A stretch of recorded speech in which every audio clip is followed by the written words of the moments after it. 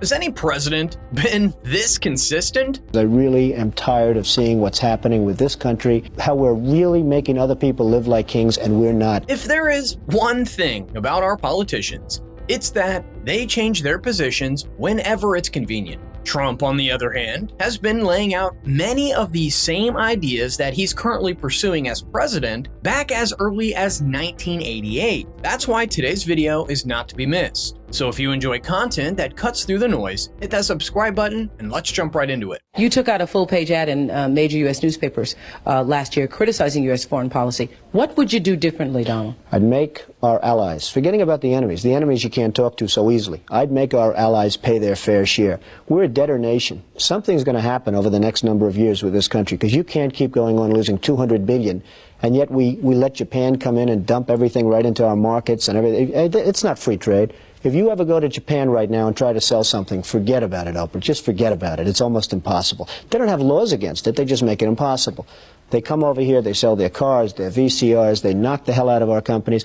And, hey, I have tremendous respect for the Japanese people. I mean, you can respect somebody that's beating the hell out of you, but they are beating the hell out of this country.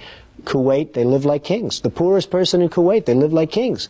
And yet they're not paying. We make it possible for them to sell their oil. Why aren't they paying us 25% of what they're making? It's a joke. Even back then, you can already see the foundation of Trump's trade agenda. He was arguing that America had been getting taken advantage of in trade deals. And if you know anything about his personality, you realize that that's something he has never been willing to accept. Fast forward a couple of decades later, and it's the same basic mindset that translated into tariffs and a wave of trade negotiations with multiple countries around the world. But despite many of our allies criticizing this move, plenty of them use this same exact strategy themselves. Just a few weeks ago, the EU announced a €3 duty aimed at protecting its own small businesses from cheap Chinese imports, which in many ways reinforces Trump's original argument. Oprah then shifted and asked whether he had any plans to run for office, leading to a pretty interesting response. This sounds like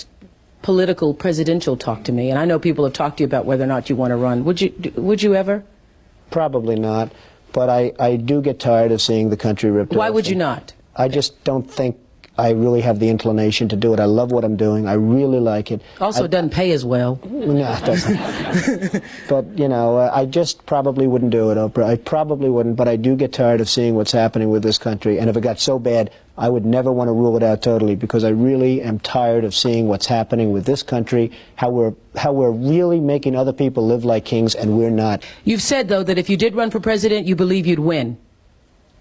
Well, I don't know. I think I'd win. I tell you what, I wouldn't go in to lose. I've never gone in to lose in my life. And if I did decide to do it, I think I'd be inclined. I would say that I would have a hell of a chance of winning because I think people, I don't know how your audience feels, but I think people are tired of seeing the United States ripped off. And I can't promise you everything, but I can tell you one thing. This country would make one hell of a lot of money from those people that for 25 years have taken advantage. It wouldn't be the way it's been, believe me. I think one of the biggest reasons people are drawn to Trump is that he tends to act instead of just talking about the same problem for years. Take the border, for example. Within weeks of taking office, his administration had already changed the situation dramatically. On trade, he didn't spend years promising better deals. He imposed tariffs first, then used them as leverage to negotiate, and we ended up landing multiple deals. That's a big contrast with a lot of career politicians who seem content dragging problems out indefinitely. After all, if every major issue gets solved, what are they supposed to campaign on next? But if we rewind 8 years before the Oprah interview, Trump had already explained how he'd deal with hostage crises in Iran. We're going to play that after a quick message from today's sponsor. All right, this one's strategic. Modern defense is only as strong as its supply chain. And right now, Washington is racing to close one of our biggest vulnerabilities. Almost every fighter jet, tank, missile, and advanced weapons system depends on tungsten. Yet we haven't commercially mined the metal in nearly a decade. That's why the White House is investing heavily to rebuild domestic supply. The Pentagon has already committed funding to restart U.S. tungsten production, while President Trump signed Project Vault, which brings another $12 billion into critical minerals. Add another $30 billion announced to strengthen domestic supply chains, and the direction is clear. This is where Vault Strategic Mining comes in. Trading as KNOX in Canada and KNXFF in the US, the company is assembling what could become one of the most strategic tungsten portfolios in the country. Rather than searching for new deposits, Vault focuses on historic American mines, applying modern exploration to bring proven assets back to life. Its flagship project in Nevada operated under a defense minerals exploration contract during World War II, making this more than a new discovery story. It's about restoring a resource that once supported America's defense industry. And timing also matters. Tungsten prices remain near record levels as governments look for a secure supply outside China. Vault's flagship sits within one of North America's most productive historic tungsten belts, placing the company directly where demand and policy are beginning to align. If you want to learn more about them, check out the link in the description. A special thanks to Vault Strategic Mining for making today's video possible. I hope, and certainly hope, that it does go on to be what it should be. What should it be? Well, it should really be a country that gets the respect of other countries. Is respect the most important thing in your opinion? Well, respect can lead to other things. When you get the respect of the other countries, then the other countries tend to do a little bit as you do, and you can create the right attitudes. The Iranian situation is a case in point. That they hold our hostages is just absolutely and totally ridiculous. That this country sits back and allows a country such as Iran to hold our hostages, to my way of thinking, is a horror. And I don't think they'd do it with other countries. I honestly don't think they'd do it with other countries. Obviously, you're advocating that we should have gone in there with troops, etc., and brought our boys out. I absolutely feel that, yes. I don't think there's any question, and there's no question in my mind. I think right now would be an oil-rich nation, and I believe that we should have done it, and I'm very disappointed that we didn't do it.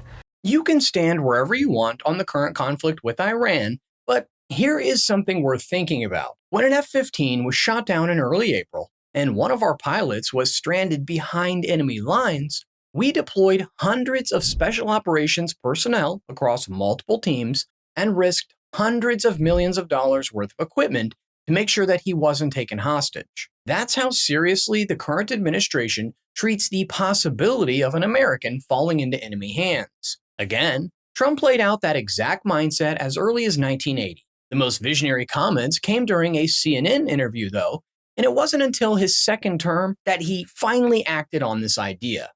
As far as nuclear is concerned, this country, us, we need a shield. Because Russia's unstable, a strategic North Korea's defense unstable. initiative. We need a missile defense shield. And if we don't have one, and if we don't start developing, and now, you know, people used to criticize Reagan. The fact is now it's very developable. And we need a shield. If you want to build this strategic defense shield to prevent against missiles, you have to go ahead and negotiate with the Russians a change in the 1972 ABM, the Anti-Ballistic Missile Treaty. What if the Russians say no, no can do? Well, look, you just said it.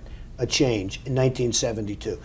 A treaty that was made in 1972, who knew what was going to happen in terms of technology? It's time for a change. He's basically explaining the importance of making Reagan's Star Wars become reality.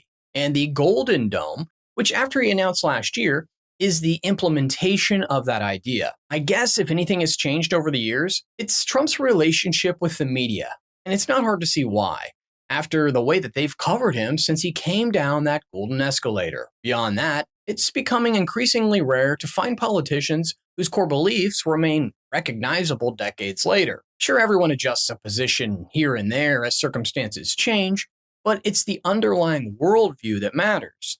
That's a quality you don't often see anymore, and it's one many people value in a president.